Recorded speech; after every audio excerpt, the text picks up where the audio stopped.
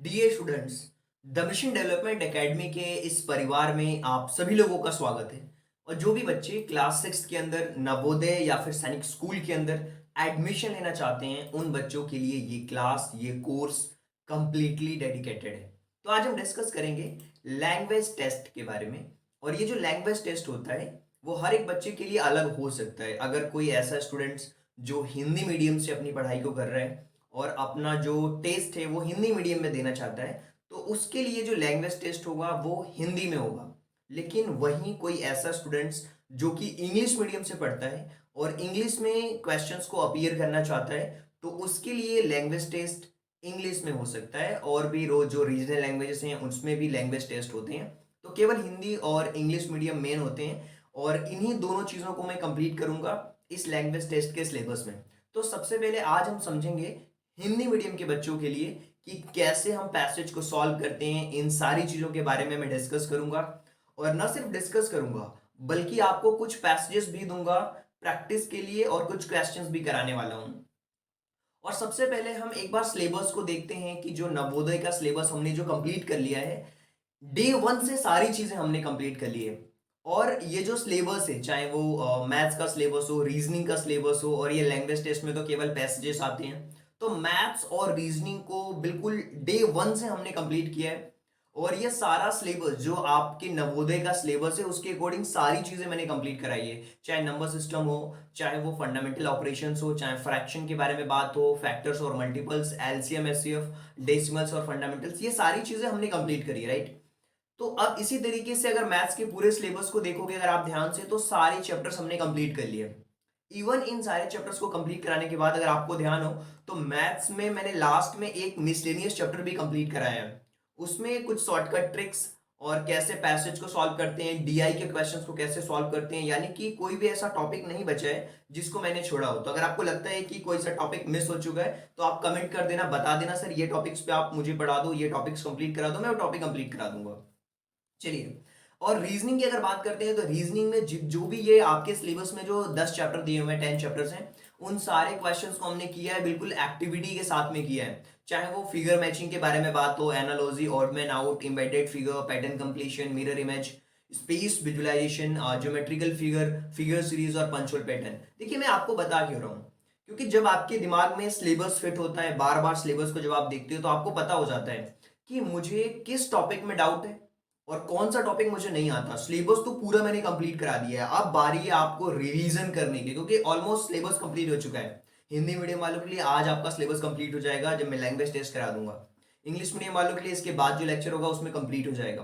अब आपको क्या करना है, रिवीजन करना है, मैथ्स के रिवीजन करने हैं, रीजनिंग के कंप्लीट रिवीजन करने हैं, प्रैक्टिस के क्वेश्चन जो मैंने दिए हैं उनको सॉल्व करने हैं। फिर मैं आपके टेस्ट भी लेने वाला हूं, जो बच्चे मेंटरशिप में जुड़े हुए हैं उनका टेस्ट भी लूंगा मैं, ताकि आप अच्छी तरीके से मैं ये देख पाऊंगा कि आप किस तरीके से प्रिपरेशन कर रहे हैं। देखिए, लैंग्वेज टेस्ट के सिलेबस की बात करें ना, तो पैसेज हिंदी मीडियम और इंग्लिश मीडियम के लिए होते हैं, लेकिन आज जो हम डिस्कस करेंगे वो हिंदी मीडियम वालों के लिए पैसेज डिस्कस करेंगे। लेकिन एक चीज दोनों ही बच्चों के लिए इंपॉर्टेंट होने वाली है, क्या, कि पैसेज को कैसे हमें सॉल्व करना। देखिए, जब आप कहीं जाते हो एग्जाम्स देने, तो आपको पता होना था ना कैसे एग्जाम्स में देना है, या कहीं भी जाना है तो आप कंप्लीट उसकी तैयारी करते हो। तो पैसेज के बारे में आपको बता देता हूं कि दुनिया का कोई सा भी पैसेज हो, चाहे वो इंग्लिश में हो चाहे वो हिंदी में, कुछ बातें अगर आप ध्यान रखोगे तो पैसेज में कभी कोई गलती नहीं होगी। और इन बातों को ध्यान रख करके ही पैसेज को सॉल्व किया जाता है। तो पैसेज सॉल्व कैसे करते हैं उसके बारे में बात कर लेते हैं। देखिए, सबसे पहले क्या होता है, एक्टिव होकर पैसेज को पढ़ना है। आपके सामने अगर कोई पैसेज दिया हो ना, उसको बिल्कुल ध्यान से पढ़ना होता है। एक बार जब आप पैसेज पढ़ लेते हो तो आपके दिमाग में ये पिक्चर क्लियर हो जाती है कि पैसेज में क्या दिया हुआ है, किस टॉपिक के ऊपर ये पैसेज दिया हुआ है, चाहे वो इंग्लिश में हो चाहे वो हिंदी में। हमें ना बिल्कुल एक्टिव होकर पैसेज को पढ़ना है। कुछ लोग क्या करते हैं, डायरेक्ट आंसर्स में जाते हैं फिर पैसेज में आंसर ढूंढते हैं, ये गलत है। हमें पैसेज को पढ़ना है, और पैसेज को पढ़ने के बाद आपको उसको देखना है कि यार इस पैसेज का मेन किस चीज के बारे में बात की गई है। ये क्या कोई स्टोरी है, या किसी टॉपिक के ऊपर ये दिया हुआ है, या इन्वायरमेंट के ऊपर दिया हुआ है, या किस चीज के ऊपर ये पैसेज दिया है। यानी कि एक मेन आइडिया हमने लगा लिया पैसेज के बारे में कंप्लीटली। जब आप आइडिया लगा लेते हो, तो आपको है ना उसका कॉन्टेक्स्ट समझना होता है। कॉन्टेक्स्ट समझने का मैसेज मतलब क्या होता है कि पैसेज क्या कह रहा है पैसेज, कोई स्टोरी कह रहा है या कोई मोरल हमें चीज बता रहा है, या कोई रूल्स के बारे में सिखा रहा है, या किस चीज के बारे में बता रहा है, या कोई स्टोरी हमें सिखा रहा है, ये किस चीज के बारे में, उसका कॉन्टेक्स्ट हमने समझ लिया। कॉन्टेक्स्ट का मतलब होता है किस चीज के ऊपर बेस्ड है ये पैसेज, उसका कॉन्टेक्स्ट हो गया। आइडिया भी लगभग उस आपको लग जाता है कंप्लीटली। पैसेज को जब आप ध्यान से पढ़ोगे तो आपको पता लगेगा कि यार ये कहीं महात्मा गांधी के बारे में तो नहीं दिया है, ये कहीं किसी टॉपिक के ऊपर तो नहीं दिया है, लाइक इंडिपेंडेंस डे के ऊपर तो नहीं दिया है। तो हर तरीके के पैसेज होते हैं। देखिए वो जो पैसेज होते हैं अनसीन होते हैं, इंग्लिश में कहा जाता है अनसीन पैसेजेस, मतलब जिसको आपने कभी देखा नहीं हो, कहीं पढ़ा नहीं हो, वही पैसेज आते हैं। और हिंदी में कहा जाता है अपठित गद्यांश, यानी कि आप कितने में पैसेज सॉल्व कर लो वो पैसेज रिपीट नहीं होंगे। हो सकता है आपने कहीं वो पैसेज पढ़ा ही ना हो और वही पैसेज आता भी है, पैसेज रिपीट नहीं होते। बाकी मैथ्स के क्वेश्चन एक बार रिपीट हो भी सकते हैं, तो पैसेज रिपीट तो नहीं होते। और आपको देखना है कि जो भी अपने पैसेज पढ़ा है उसके सपोर्टिंग डिटेल्स क्या है, मतलब कि वो कोई स्टोरी किसी चीज से कनेक्ट कर रही है क्या, या कितने लोग हैं उस पैसेज के अंदर, किन किन लोगों का नाम दिया हुआ है, क्या एक दूसरे से क्या कनेक्शंस हैं, क्या सपोर्ट डिटेल्स है, वो हमें देखना होता है। जब आप पैसेज पढ़ोगे तो आइडिया लग जाएगा। मैं प्रैक्टिकली आपको सॉल्व करा के बताऊंगा। फिर हम पैसेज के स्ट्रक्चर्स को एनालाइज करते हैं कि पहले पैसेज किस बारे में दिया था, फिर उसके बाद 2-3 लाइंस के बाद किस बारे में दिया है, उसके बाद लास्ट में कुछ कंक्लूजन दिया है या फिर क्या चीज दी हुई है, वो पूरा हम एनालाइज करते हैं उसके स्ट्रक्चर को। और भी कुछ बातें ध्यान देनी होती है, जैसे कि पैसेज का टोन, पर्पस, उसका उद्देश्य क्या है, पैसेज किस चीज के बारे में हमें बता रहा है, हमें उस चीज को आइडेंटिफाई करना होता है। पैसेज किस टोन में लिखा हुआ है, यानी कि एक पोलाइट लैंग्वेज में लिखा हुआ है पैसेज या कैसे लिखा हुआ है, ये सारी चीजें हमें पढ़ने के बाद पता चलती है। जब हम उसको समराइज करते हैं तो चीजें हमें क्लियर होती है। देखिए जब आप पैसेज को पढ़ोगे ना, वो सारी चीजें ऑटोमेटिक आप समझते जाओगे कि क्या क्या है, टोन क्या है, सपोर्टिंग डिटेल्स क्या है, समराइज मतलब कि अगर कोई डेट वेट दी होती है तो उसको हम लिख लेते हैं।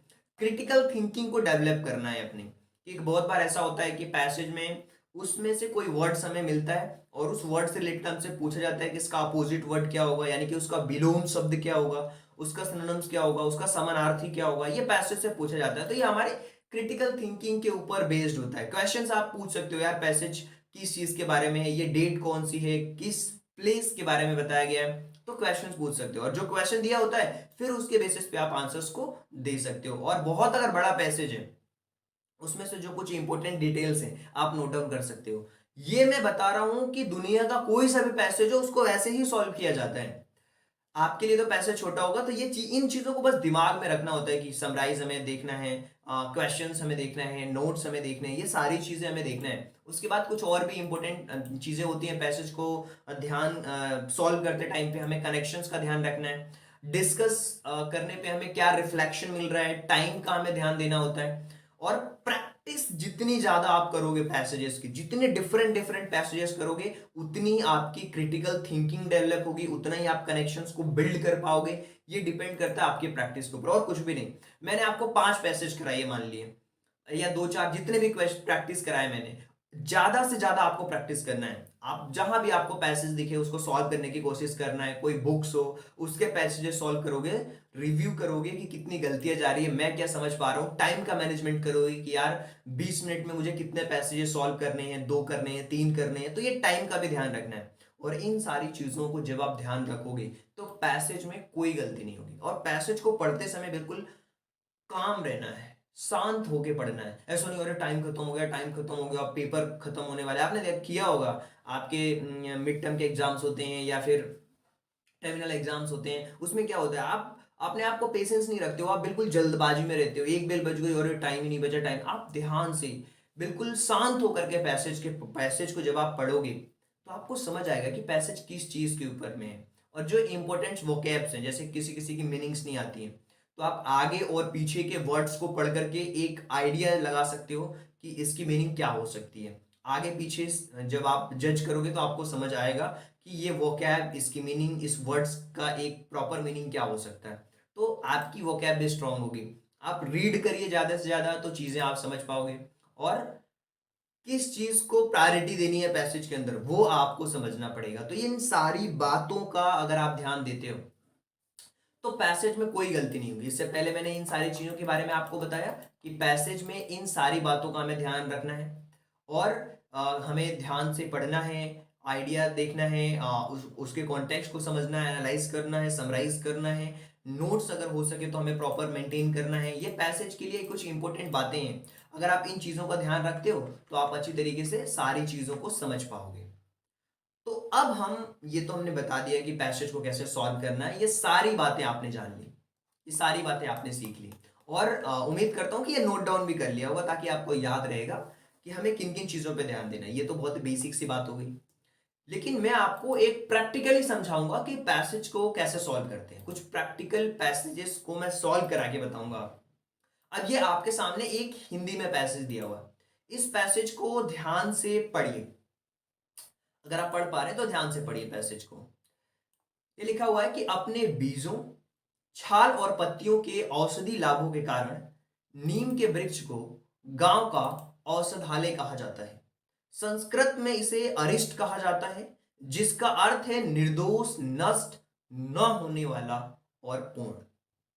कीटों के नियंत्रण में नीम का तेल एक महत्वपूर्ण भूमिका अदा करता है और इसका उपयोग मच्छर प्रतिरोधक के विकल्प के रूप में किया जा सकता है। नीम के बीजों की खली उर्वरक के रूप में प्रयुक्त होती है। नीम की पत्तियों का लेप चेचक की चिकित्सा में काम आता है। नीम की टहनियां, जिसे सामान्यतः दातुन कहते हैं, गांव में दांत को ब्रश के रूप में प्रयुक्त होता है। मक्खियों और पशुओं की किलनियों पर नियंत्रण के लिए छाल और जड़ों का उपयोग भी चूर्ण के रूप में होता है। देखिए, यह पैसेज हमें पढ़ने पे एक आइडिया लग गया है कि नीम के ऊपर है। मैं आपको समझा रहा हूं। ये बता रहा है कि नीम औषधि का रूप होती है। संस्कृत में इसे कुछ कहा जाता है, जैसे कि यहाँ पे लिखा हुआ है अरिष्ट, तो क्वेश्चन यहाँ से पूछ सकता है। और इसका तेल इंपॉर्टेंट होता है, दातुन के रूप में गांव में यूज करते हैं, और अलग अलग चीजों में इसका चूर्ण का उपयोग किया जाता है। मतलब नीम के ऊपर कंप्लीट हमारा पैसेज है, ये हमें समझ आ चुका है। अब देखिए इस पैसेज के ऊपर बेस्ड क्या क्या क्वेश्चंस पूछे जा रहे हैं, अब उन क्वेश्चंस के आंसर्स के बारे में हम बात करेंगे। तो एक बार जब आप पैसेज पढ़ लेते हो तो क्वेश्चन आसानी से आप सॉल्व कर पाते हो। ये डिपेंड करता है कि आपने किस तरीके से चीजों को देखा है। ओके, अब यहां पे देखिए दो क्वेश्चंस हैं, इन दोनों क्वेश्चंस को अब हम सॉल्व करेंगे। देखिए आपने पढ़ लिया होगा औषधालय। औषधालय क्या है? जो औषधि का भंडार होता है, जहां पे बहुत सारी औषधियां होती हैं, इंग्लिश में अगर बात की मेडिसिन, औषधालय उसे कहा जाता है। तो ऑप्शन नंबर हमारा सेकंड वाला क्या है, करेक्ट है।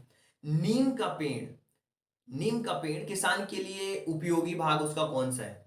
उसमें बताया था कि जो नीम का बीज होता है वो बहुत ही क्या होता है, किसानों के लिए महत्वपूर्ण होता है। तो ये जो चीज है वो आप समझ पाया आपने अगर ध्यान से पढ़ा है पैसेज को तो। और फिर इसी तरीके से क्वेश्चंस यहाँ पे पूछे जा रहे हैं कि आप बताइए निम्नलिखित में कौन सा निर्दोष का पर्यायवाची नहीं है। निर्दोष का मतलब जो जिसके पास कोई दोष ना हो, जिसके अंदर कोई गलतियां नहीं हो, वो मतलब उसको हम कहते हैं। तो यहाँ पे चार ऑप्शन दिए हुए हैं और क्वेश्चन में पूछा है पर्यायवाची नहीं है। देखिए पैसे से लेना देना नहीं है, ये आपकी क्रिटिकल थिंकिंग के ऊपर डिपेंड करता है। और निर्दोष का पर्यायवाची कौन सा नहीं है? कुरूप जो है वो निर्दोष का पर्यायवाची नहीं है। कुरूप का मतलब जिसका रूप बेकार हो। और देखिए जो अनुच्छेद का मतलब पैसेज, पैसेज में कीट का क्या मतलब है? कीट वो होते हैं जो फसलों को नष्ट करते हैं, उस उन कीड़े मकोड़ों को हम कीट कहते हैं, अभी हमने देखा। और यहाँ पे आपको चार ऑप्शन दिए जा रहे हैं कि फसल नष्ट करने वाले कीड़े मकोड़े, या फिर क्रूर व्यक्ति, या गंदा पानी, या प्रदूषण। तो जो फसलों को नष्ट करते हैं उनको हम कीट कहते हैं। चार ऑप्शंस भी रहेंगे, उन ऑप्शंस के थ्रू आप अपने आंसर्स को जज कर पाओगे। इसी तरीके से लिखा है कि गांव में नीम का उपयोग दांत के रूप में किया जाता है। नीम के किसका उपयोग? उसकी जड़ों का, या उसकी पत्तियों का, या टहनियों का, या फिर बीज की खली का।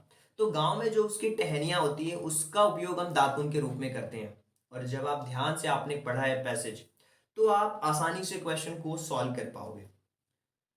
और उम्मीद करता हूं कि आप सॉल्व भी कर रहे होगे क्वेश्चंस को साथ में बैठ करके। अब ये पैसेज ध्यान से आप पढ़ना, क्या लिखा हुआ है ध्यान से पढ़िए। आप ध्यान से इस पैसेज को पढ़ेंगे तो चीजें आपको एक बार में ही क्लियर होगी। चलिए मेरे साथ पढ़िए, कैसे मैं पढ़ रहा हूं उसको ध्यान दीजिए। चबाने की गोंद, जिसको हम च्युइंगम कहते हैं, जो हम खाते हैं, आप लोग भी खाते होंगे, इसकी खोज मैक्सिको के जंगल में मायन लोगों के द्वारा, किनके द्वारा? मायन लोगों को द्वारा की गई थी। और उन्होंने पाया कि एक स्पाइडिला के पेड़ में एक तरल पदार्थ बह रहा है। जब वो बाहर निकल आता है और गाढ़ा हो जाता है तो उसे चीकल कहते हैं। जब गाढ़ा हो जाता है तो क्या कहते हैं? चीकल कहते हैं। इंपॉर्टेंट चीजों को मैं हाईलाइट करते जा रहा हूं। जो चबाया जा सकता है और स्वादिष्ट होता है। जब चिकलेरी कहे जाने वाले जो श्रमिक होते हैं वो क्या करते हैं? उनका संग्रह करते हैं, मतलब उसको इकट्ठा करते हैं, चिकलेरी। और चीकल का जो उपयोग होता है पानी हटने के लिए उबाला जाता है, बहुत तेज उबालते हैं। इसके बाद एक बड़े से टुकड़े को हर 30 पाउंड या फिर 14 किलोग्राम के लिए बनाए जाते हैं, बड़े टुकड़े को। और इन टुकड़ों को गोंद की जो फैक्ट्री होती है उसमें भेजा जाता है। और वहां इसका मीठा रस उसमें मिलाया जाता है, नरम मिलाया जाता है, कुछ सुगंधित, मतलब इसमें उसकी स्मेल को, फ्रेगनेंस को अच्छा करने के लिए, रंगीन बनाने के लिए अनेक चीज़ों को मिलाया जाता है। तो ये हमें समझ में आ गया आज च्युइंगम के ऊपर है, कहाँ खोज की गई है, कैसे, कौन से पेड़ से निकलता है, क्या होता है, फैक्ट्रियों में जाता है, श्रमिक काम करते हैं। इसके ऊपर ये पूरा पैसेज बेस्ड है। तो और ये हमें समझ में आ चुका है, पैसेज को हम ध्यान से पढ़ने पे हमें चीजें क्लियर हो चुकी हैं। आप चाहें तो इसका स्क्रीनशॉट ले सकते हैं और फिर इसके बेसिस पे क्वेश्चन को सॉल्व कर सकते हैं, क्योंकि एक बार में हो सकता है कि आपको पढ़ने में समस्या हो, आप चीजों को नहीं समझ पाए। अब इसकी खोज किसने करी थी? चबाने वाली च्युइंगम की जो होती है, आप अभी मैंने बताया कि मायन के लोगों ने करी थी। तो बिल्कुल एक वर्ड में ही आपको क्लियर हो जाएगा।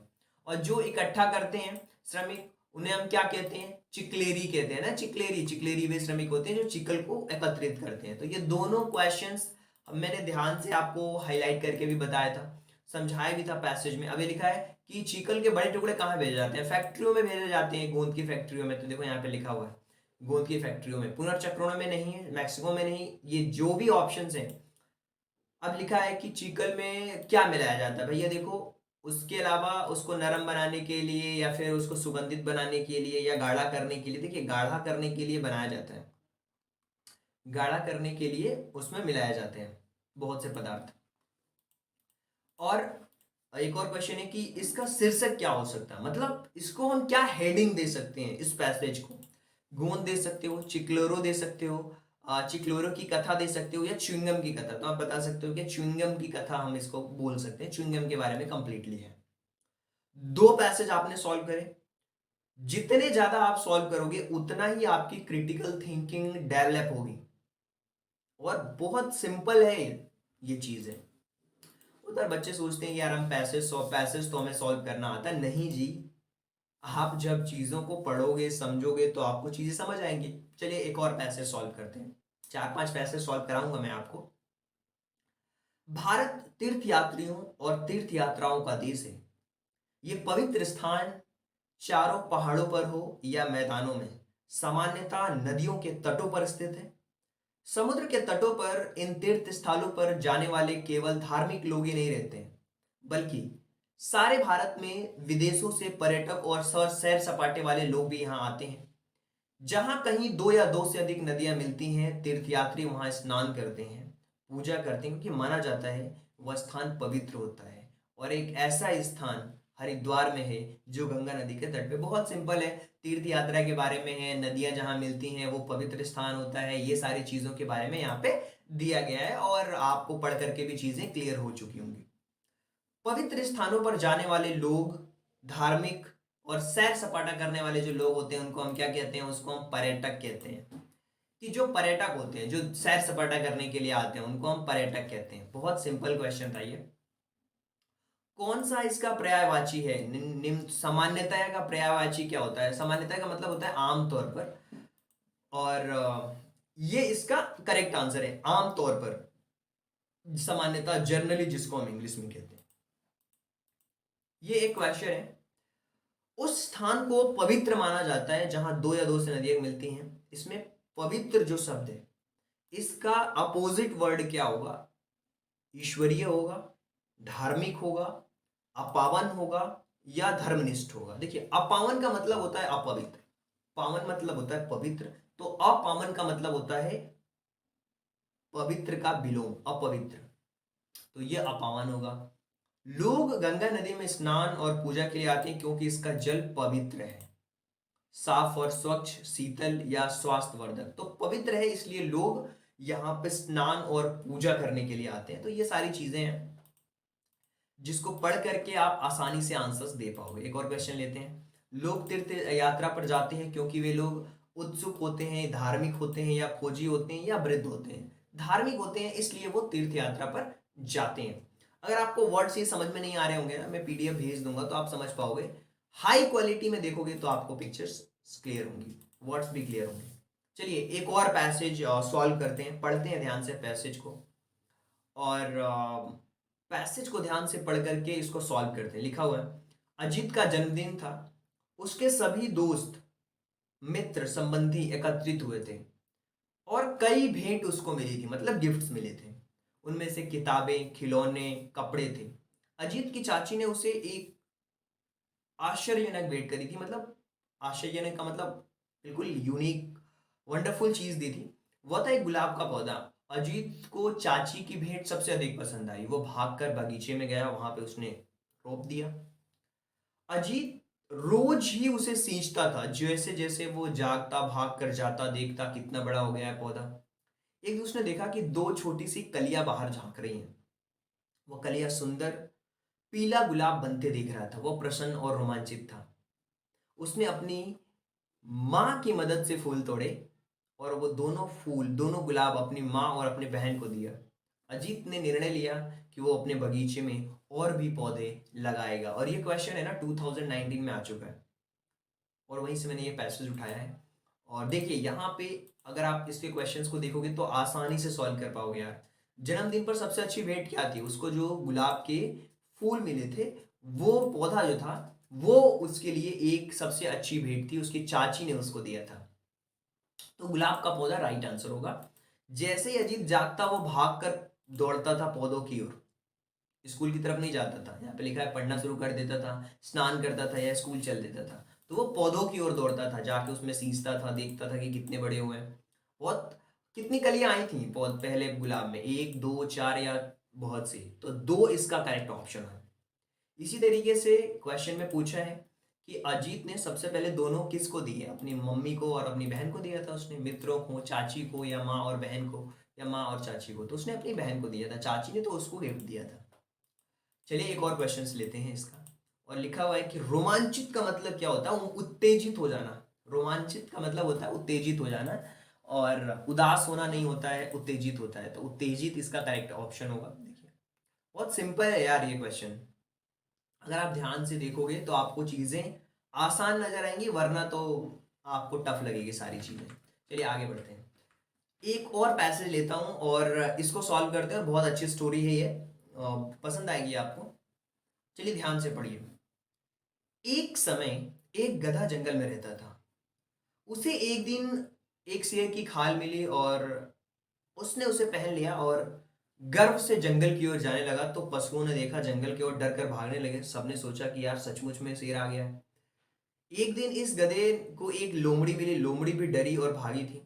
अन्य पशुओं की प्रतिक्रियाएं देखकर इतना खुश हुआ कि वह चुप न रह सका। मतलब जब डर के भागने लगे तो वो गधा चुप नहीं रहा और अपने नए वेश को भूल गया, और वो रेंकने लगा। रेंकने का मतलब होता है जो गधे की आवाज होती है उसको हम रेंकना कहते हैं। ढेंचू ढेंचू करते हैं गधे। और जैसे ही लोमड़ी ने रेंकना सुना वो वापस लौट आई, और सभी जो जानवर थे, सभी जो पशु थे, वो समझ गए थे कि वह शेर नहीं है बल्कि शेर की खाल में गधा है। गधा अपनी जान बचाकर भागने लगा। तो पैसेज था ये बहुत ही प्यारा सा, और आप समझ पाए होंगे एक बार में पढ़ने की। गधा कहाँ रहता था? गधा जंगल में रहता था, अस्तबल में, जंगल में, फार्म हाउस में, गांव में, कहाँ रहता था? देखिए जो पैसेज में दिया हुआ है वही हमें बोलना है। अलग से अपने मन से ये नहीं कि फार्म हाउस में रहता था, गांव में रहता था, ऐसा कुछ भी नहीं। जो पैसेज में जितना दिया हुआ है ना उसी से रिलेटेड क्वेश्चन पूछेंगे, उसके बाहर नहीं पूछा जाएगा आपसे। और जितनी ज्यादा आप पैसेज की प्रैक्टिस कर लें वो आपके ऊपर है। गधे को गर्व क्यों हो रहा था?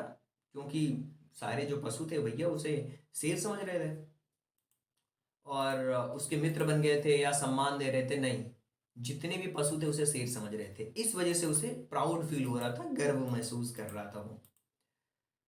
पशु का उल्लेख नहीं है इस पैसेज में। लोमड़ी भी है, शेर भी है, जेब्रा और गधा। तो जेब्रा का कोई जिक्र नहीं है। मतलब ये पूछा है कि किसका, किसके बारे में यहाँ पे बात नहीं करी गई है। तो हम कह सकते हैं कि यार जेब्रा के बारे में यहाँ पे कोई भी ऐसी बात नहीं करी गई है। तो ये था क्वेश्चन एक। क्वेश्चन नंबर फोर्थ के बारे में बात करते हैं, रेंकना। देखिए मैंने आपको बताया था किस पशु की आवाज को कहते हैं, जो गधा था उसकी आवाज को हम रेंकना कहते हैं, हाथी, लोमड़ी, कुत्ता और गधा।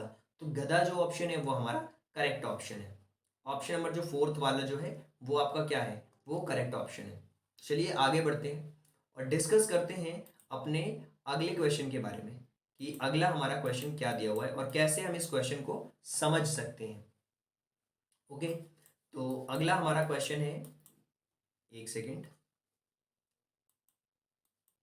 अब हमारा जो अगला क्वेश्चन है उसके बारे में बात करते हैं और ये जो अगला क्वेश्चन है वो है हमारा क्वेश्चन नंबर फिफ्थ, कि गधा क्यों भाग गया? क्योंकि सारे जानवरों को पता लग गया था, अपनी जान बचाने के लिए वो भागा। तो ये चार ऑप्शन दिए हुए हैं जिसमें लिखा हुआ है कि दूसरे पशु की खाल पाने के लिए, या अपनी जान बचाने के लिए, या अपने मित्रों को बुलाने के लिए, या शेर को ढूंढने के लिए। तो आप कह सकते हो कि अपनी जान बचाने के लिए गधा जो है वो वहां से भाग गया। डियर स्टूडेंट, देखिए 5 पैसेज मैंने आपको कंप्लीट करा दिए हैं और ऐसे ही आप और भी क्वेश्चंस की प्रैक्टिस कर सकते हैं, पैसेजेस की प्रैक्टिस कर सकते हैं। और पैसेज मैं आपको दे रहा हूं जिसको आप चाहें तो स्क्रीनशॉट ले सकते हैं और पीडीएफ में भेज दूंगा, तो आप इसके आंसर्स को कर सकते हो। ये पूरा एक पैसेज है कि एक हाथी दिन के 16 और 18 घंटे खाना खाते हुए बिताता है। पूर्ण विकसित हाथी एक दिन में 137 किलोग्राम से अधिक खाना खा सकता है। हाथी शाकाहारी पशु है। ये पूरा पैसेज दिया हुआ है और इस पैसेज के ऊपर बेस्ड कुछ क्वेश्चन दिए हुए हैं। तो ये है क्वेश्चंस। ओके, और अगर आपको समझ नहीं आ रहा होगा कि स्क्रीनशॉट लूं या नहीं ले पाऊं, तो आप मुझे इस नंबर पे मैसेज करना कि मुझे पैसेज सेंड कर दीजिए, आई वॉन्ट पैसेजेस। तो आपको पैसेज मिल जाएंगे। और जो बच्चे मेंटरशिप से जुड़े हुए हैं उनके लिए तो अच्छी बात है, पीडीएफ मिल ही जाती है उनको। और प्रैक्टिस के लिए क्वेश्चंस भी आपको मिलते हैं। तो ये 7वां पैसेज है और मैं आपको 10 से 11 पैसेज टोटल हो जाएंगे जब हम ये 4 से 5 पैसेजेस और आपको दे दूंगा। तो ये पूरे पैसेजेस आपको सॉल्व करना है। ओके, और बहुत सिंपल है, जितने क्वेश्चंस आप कर सकते हो उतने क्वेश्चंस करिए। ये मकड़ियों के बारे में पैसेज है, पैसेज नंबर 8। और 10 से 11 पैसेज की प्रैक्टिस के अलावा भी आप जितने चाहें उतने कर सकते हैं। मैंने आपको 5 करा दिए। पैसेज हमेशा अलग होते हैं, मैंने आपको बता दिया कि पैसेज को सॉल्व करते समय पे किन किन चीज़ों का ध्यान देना है और वही इंपॉर्टेंट पार्ट है। इसी तरीके से ये प्रैक्टिस के कुछ पैसेजेस हैं जिसके मैं आपको दे रहा हूँ ताकि आप अच्छी तरीके से कर पाओ। फास्ट फूड का भी एक पैसेज है, फास्ट फूड के बारे में कि कैसे वो हमें प्रभावित करता है। इसके साथ साथ आप देखोगे तो ये एक और पैसेज मैं आपको दे देता हूँ, 10th वाला, कि एक लड़का रहता था, उसके पास एक पेड़ था, उस पर एक बंदर था, वो बहुत नटखट था। उसकी माँ उसे बुलाती थी, केले और मिठाइयाँ देती थी। लड़का माँ के साथ में मेले देखने गया। वे लोग ताला लगाकर सुबह ही चले गए। शाम को लौटने पर उन्होंने एक विचित्र बात देखी कि बंदर उस दिन पेड़ छोड़कर कहीं नहीं गया। वृक्ष की सबसे ऊंची डाल पर बैठा बैठा वो सारे दिन घर की रखवाली करता रहा और फिर उसकी माँ ने उसे बहुत सारी चीज़ें खाने को दी। तो यहाँ पे क्वेश्चन पूछा है कि पेड़ पर कौन रहता था, तो बंदर रहता था। लड़के की माँ ने उसे क्या खाने को देती थी? फल देती थी, और क्या देती थी? रोटी, सब्जी, केले, मिठाइयाँ। तो जो भी आप पैसेज में आपके अकॉर्डिंग आंसर है वो आपको देखना है। लड़के लड़के के घर की देखभाल किसने की? तो बंदर ने की। मेले से लौटने पर लड़के की माँ ने बंदर को क्या दिया? बहुत सारी चीज़ें दी, है ना। तो ये सारी क्वेश्चंस हैं। विचित्र बात क्या देखी? कि वो पूरे दिन उस डाल पर बैठा रहा था, सारा दिन। तो ये जो चीज़ें हैं, जो पैसेजेस हैं, इनको सॉल्व करना। चलिए एक और पैसेज ले लीजिए, इसको सॉल्व करिए। और ये चित्तौड़ के ऊपर है और ये जो है लिखा हुआ है ये। ओके, तो ये पैसेज 10 ही पैसेज सॉल्व करना है आपको। ये नहीं भी करोगे तो भी कोई दिक्कत नहीं है, 10 क्वेश्चंस तो आपको सॉल्व करना ही करना है। तो आई होप कि ये सारी बातें आपको पसंद आई होगी। अगर आपको लगता है कि नहीं, कोई डाउट है या किसी भी तरीके से कोई भी समस्या नजर आती है, तो आप क्वेश्चन पूछ सकते हो। ये मैंने क्वेश्चन डाल दिए हैं, 10 पैसेज से आपको सॉल्व करना है। ओके, अब देखिए, जो बच्चे मेंटरशिप प्रोग्राम से जुड़ना चाहते हैं उनको बहुत सारे फायदे होने वाले हैं, क्योंकि अब हम जो सिलेबस लॉन्च करने वाले हैं वो सैनिक स्कूल के लिए बिल्कुल डेडिकेटेड हमारा होगा। तो जो मेंटरशिप में जुड़ेंगे उसको नवोदय के कोर्स कंप्लीट और सैनिक स्कूल के पूरे कोर्स मिलेंगे। और इसके अलावा जो प्रीवियस ईयर के क्वेश्चंस हैं, जैसे 2003 से लेकर के अभी तक 2023 तक के पूरे प्रीवियस ईयर के क्वेश्चंस में कराने वाला हूँ। और इस वीडियो के डिस्क्रिप्शन बॉक्स में मैं आपको प्रीवियस ईयर के जितने भी क्वेश्चन हैं वो सारे जो जो प्रीवियस ईयर के जो क्वेश्चन पेपर है वो उसकी लिंक लगा दूंगा, तो आप उस वीडियो को भी देख सकते हो। और इसके अलावा जितनी भी क्लासेस हुई हैं डे 1 से लेके, उन सब की लिंक भी लगा देंगे ताकि आपको बेनिफिट हो। और नोट्स अगर चाहिए और प्रॉपर आपको गाइडेंस चाहिए तो मेंटरशिप प्रोग्राम बहुत अच्छा है आपके लिए।